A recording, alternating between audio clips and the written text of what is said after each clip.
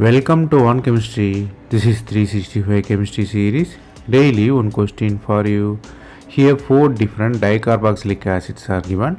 First one is malic acid, second one is succinic acid, the third one which is fumaric acid, and the S one is glutaric acid.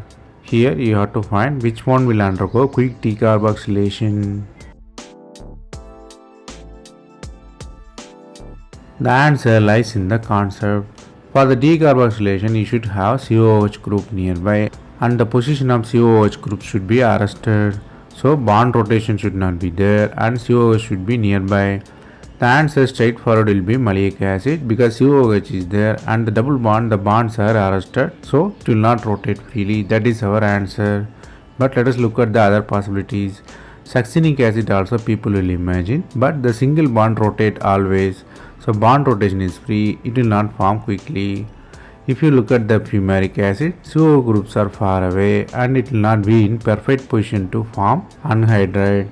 So next one is glutaric acid. It has large distance COH groups, so difficult to form the ring there. So it will also not form. So our answer is malic acid. It will form anhydride quickly.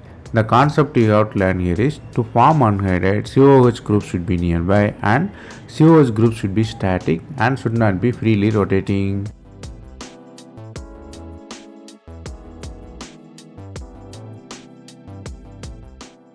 That's all from this video. Thanks for watching.